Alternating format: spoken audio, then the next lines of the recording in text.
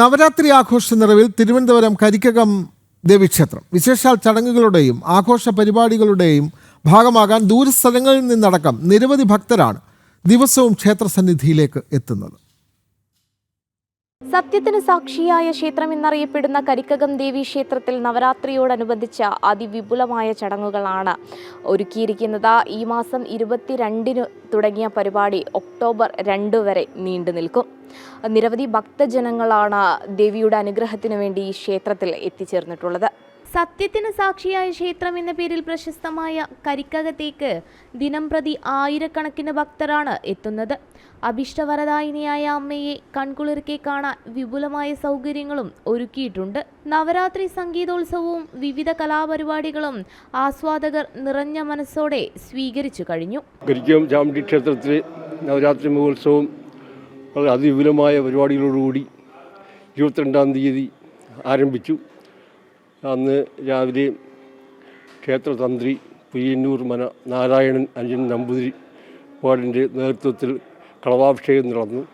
മഹാനവമി ദിവസമായ ഒക്ടോബർ 1-ാം തീയതി ആയുധപൂജയ്ക്ക് പുറമെ ക്ഷേത്രത്തിൽ വ്യത്യസ്ത രംഗങ്ങളിൽ വ്യക്തിമുദ്ര പതിപ്പിച്ച വിശിഷ്ട വ്യക്തികളെ ആദരിക്കുന്നുണ്ട്.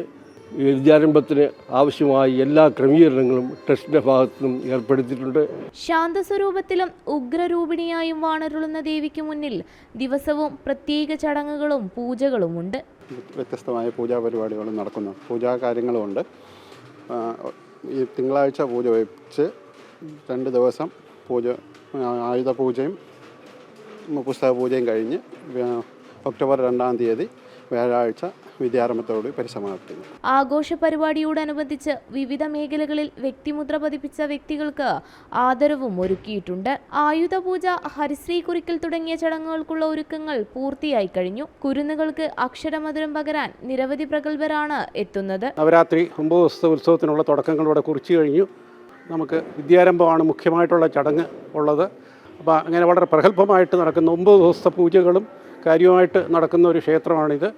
നമ്മൾ മുഖ്യമായിട്ടും ദേവിയുടെ എല്ലാ രൂപത്തിലുമുള്ള പൂജകൾ വളരെ കൃത്യമായിട്ട് നടത്തി പോകുന്നു. ഇത്തവണ 27-ാം തീയതി വൈകിട്ട് ലളിത സഹസ്രനാമം, സമൂഹ ലളിത സഹസ്രനാമം നടത്തിയിട്ടുണ്ട്.